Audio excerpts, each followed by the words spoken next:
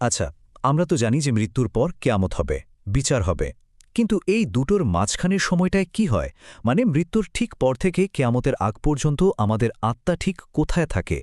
এই যে একটা অন্তর্বর্তীকালীন অবস্থা, ইসলামে একেই বলা হয় বারজাখ। এটা নিয়ে কিন্তু অনেক ধরনের ধারণা আছে, অনেক প্রশ্ন আছে। চলুন আজকে এই রহস্যময় জগৎটাকে একটু কাছ থেকে দেখার চেষ্টা করি। আচ্ছা, তাহলে চলুন শুরু করা যাক। প্রথম প্রশ্ন, বারজাক বলতে আমরা ঠিক কি বুঝি? দেখুন, বারজাক শব্দটা কিন্তু আরবি। এর আক্ষরিক মানে হল একটা বাধা বা একটা পর্দা, যা দুটো জিনিসকে আলাদা করে রাখে। আর ইসলামী পরিভাষায় এটা হলো আমাদের এই দুনিয়া আর পরকালের মাঝখানের একটা জগৎ। মানে এটা ঠিক কোনো নির্দিষ্ট জায়গা না, বরং মৃত্যুর পর থেকে হাসরের ময়দানে ওঠার আগ পর্যন্ত যে বিরাট একটা সময়, সেই সময়টা আর আত্মার অবস্থাকেই বারজাখ বলা হয়। এখানে একটা খুব জরুরি বিষয় আছে। অনেকেই ভাবে বারজাখে জীবন বা কবরের আযাব হয়তো শুধু তাদেরই হয় যাদেরকে কবর দেয়া হয়। কিন্তু ব্যাপারটা মোটেও তেমন না। মৃতদেহকে দাফন করা হোক, আগুনে পোড়ানো হোক, কেউ সাগরে হারিয়ে যাক বা কোনো পশুর পেটে চলে যাক, মৃত্যুর পর প্রত্যেক আত্মাকেই এই বারজাখের জগতে ঢুকতে হয়। এটা সবার জন্য একদম সার্বজনীন একটা পর্যায়। এখন প্রশ্ন হলো, এই যে বারজাখের কথা আমরা বলছি, এর ভিত্তিটা কোথায়? ইসলামে তো সব কিছুরই প্রমাণ লাগে, তাই না? তো চলুন দেখি কোরআন আর হাদিস এই ব্যাপারে আমাদের কি জানাচ্ছে। কোরআনে কিন্তু সরাসরি বারজাখ শব্দটা ব্যবহার করা হয়েছে। যেমন ধরুন, সূরা আল মুমিনুনের এই আয়াতে একদম পরিষ্কারভাবে বলা হচ্ছে যে মৃত্যু আর পুনরুত্থানের মাঝখানে একটা পর্যায় আছে, একটা পর্দা আছে। এটাই কিন্তু বারজাখের অস্তিত্বের সবচেয়ে সরাসরি প্রমাণ। আরেকটা খুব গুরুত্বপূর্ণ আয়াত হলো এটা। এখানে ফেরাউন আর তার লোকদের কথা বলা হচ্ছে তাদের সকাল সন্ধ্যায় আগুনের সামনে আনা হয়। এখন ভাবুন তো, চূড়ান্ত বিচার বা কিয়ামত তো এখনও হয়নি। তাহলে এই শাস্তিটা কখন হচ্ছে?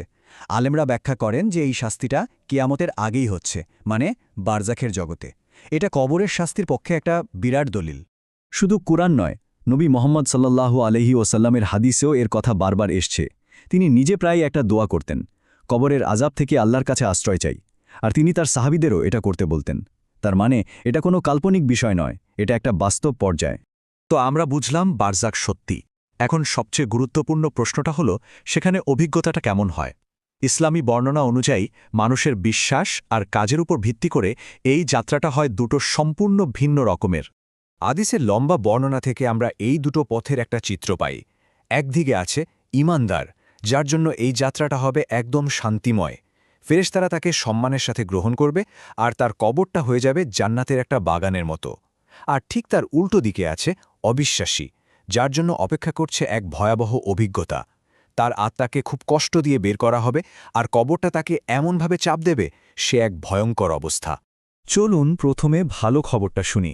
একজন বিশ্বাসী আত্মার যাত্রাটা ঠিক কেমন হয় সেটা একটু বিস্তারিতভাবে দেখি। হাদিসের বর্ণনা অনুযায়ী একজন ঈমানদার মানুষের মৃত্যুটা হয় খুব প্রশান্তির। আকাশ থেকে উজ্জ্বল চেহারার ফেরেশতারা নেমে আসেন, সাথে থাকে জান্নাতের সুগন্ধি। আত্মাটা শরীর থেকে বেরিয়ে আসে খুব সহজে, যেমন একটা পাত্র থেকে পানির ফোঁটা গড়িয়ে পড়ে। এরপর শুরু হয় এক সম্মানিত যাত্রা। তাকে নিয়ে যাওয়া হয় আকাশের দিকে, আর প্রত্যেক আসমানের দরজায় তাকে স্বাগত জানানো হয়। স্বয়ং আল্লাহ যখন তার উঁচু মর্যাদার কথা ঘোষণা করেন, তখন আত্মাকে আবার কবরে তার দেহে ফিরিয়ে দেওয়া হয়। সেখানে মুনকার নাকির নামের ফেরেশতারা এসে তাকে ৩টা প্রশ্ন করেন, আর সে সহজেই তার উত্তর দিয়ে দেয়। আর ঠিক তখনই তার কবরটা দৃষ্টিসীমা পর্যন্ত প্রশস্ত হয়ে যায়, আর জান্নাতের একটা দরজা খুলে দেওয়া হয়, যেখান থেকে কিয়ামত পর্যন্ত শুধু শান্তি আর সুগন্ধি আসতে থাকে। এবার তাহলে মুদ্রার অপর পিঠটা দেখা যাক।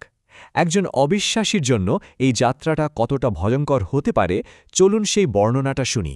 ঈমানদারের ঠিক উল্টো, একজন কাফের বা মুনাফিকের যাত্রা শুরু হয় চরম ভয় আর যন্ত্রণা দিয়ে। কালো ভয়ঙ্কর চেহারার ফেরেশতারা আসেন, তার আত্মাকে শরীর থেকে এমনভাবে টেনে বের করা হয় যেন ভেজা পশমের ভেতর থেকে কাঁটাওয়ালা লোহার শিক টেনে বের করা হচ্ছে। কি পরিমাণ কষ্ট ভাবা যায়। এরপর তার আত্মা থেকে পচা লাশের মতো দুর্গন্ধ বেরোতে থাকে। তাকে যখন আকাশের দিকে নেওয়া হয়, তখন তার জন্য দরজাগুলো বন্ধ করে দেওয়া হয়, তাকে উপরে যেতেই দেওয়া হয় না। চরম অসম্মানের সাথে তাকে উপর থেকে ছুঁড়ে ফেলা হয়। কবরে সে যখন ফেরেশতাদের সহজ ৩টা প্রশ্নেরও উত্তর দিতে পারে না, তখন তার কবরটা দুদিক থেকে এমন চাপ দেয় যে তার পাঁজরের হাড়গুলো একটা আরেকটার ভেতর ঢুকে যায়। আর তারপর তার জন্য জাহান্নামের একটা দরজা খুলে দেওয়া হয়, যেখান থেকে কিয়ামত পর্যন্ত শুধু গরম বাতাস আর কষ্ট আসতেই থাকে। ব্যাপারটা শুধু সাধারণ শাস্তি বা শান্তিতেই সীমাবদ্ধ না। হাদিসে কিছু নির্দিষ্ট পাপের জন্য বারজাখের জগতে কিছু নির্দিষ্ট শাস্তির কথাও বলা হয়েছে, মানে দুনিয়ার কাজের সাথে পরকালের শাস্তির একটা সরাসরি সম্পর্ক আছে। রসুলুল্লাহ সাল্লাল্লাহু আলাইহি ওয়াসাল্লাম তার একটা দীর্ঘ স্বপ্নের ঘটনা বলছিলেন। সেখানে তিনি দেখেছেন যে ব্যক্তি কোরআন শিখেছে কিন্তু সেটাকে অবহেলা করেছে অথবা ফরজ নামাজ না পড়ে ঘুমিয়ে থেকেছে, তার মাথাটা কিয়ামত পর্যন্ত একটা বিশাল পাথর দিয়ে ক্রমাগত থেতলে দেওয়া হচ্ছে। এরপর যে ব্যক্তি এমন মিথ্যা কথা বানিয়ে বলত যা চারদিকে ছড়িয়ে পড়ত, তার শাস্তিটাও আরও ভয়ঙ্কর। লোহার আঁকশি দিয়ে তার মুখের এক পাশ থেকে অন্য পাশ পর্যন্ত চিরে ফেলা হচ্ছে বারবার, মানে যে অঙ্গ দিয়ে পাপ, শাস্তিটাও ঠিক সেখানেই। ব্যভিচারে লিপ্ত নারী পুরুষদের দেখা যায় একটা চুলার মতো বিশাল গর্তের মধ্যে। নিচ থেকে যখন আগুনের শিখা উপরে উঠছে, তারা যন্ত্রণায় বিকট চিৎকার করছে। আর সুদখোর, সে যেন একটা রক্তের নদীতে সাঁতার কাটছে। যখনই সে পাড়ে ওঠার চেষ্টা করে, তখনই তার মুখে সজোরে পাথর ছুঁড়ে মারা হয়, আর সে আবার সে রক্তের নদীতে ফিরে যেতে বাধ্য হয়। তো এই সব আলোচনা থেকে আমরা কি বুঝতে পারছি? আমরা দেখতে পাচ্ছি যে বারজাখ হল কেয়ামতের ঠিক আগের একটা দীর্ঘ অপেক্ষার সময়। এই সময়টা কারো জন্য কাটবে পরম শান্তিতে, আবার কারো জন্য অবর্ণনীয় কষ্টে। আসলে সবচেয়ে গুরুত্বপূর্ণ বিষয়টা হল বারজাখের এই জীবনটা হল পরকালের জীবনের একটা ট্রেলারের মতো, একটা প্রিভিউ। বিশ্বাসী ব্যক্তি তার পুরস্কারের একটা ঝলক দেখে কেয়ামতের জন্য অধীর আগ্রহে অপেক্ষা করতে থাকে, আর অন্যদিকে অবিশ্বাসী তার শাস্তির ভয়াবহতা দেখে মনে প্রাণে চায় যে কেয়ামত যেন আর কখনোই না আসে। এই সব কিছু জানার পর একদম শেষে এসে একটাই প্রশ্ন মাথায় আসে, তাই না? যেহেতু এই যাত্রাটা আমাদের সবার জন্য অনিবার্য, পিছিয়ে যাওয়ার কোনো উপায় নেই, তাহলে এর জন্য প্রস্তুতিটা কেমন হওয়া উচিত?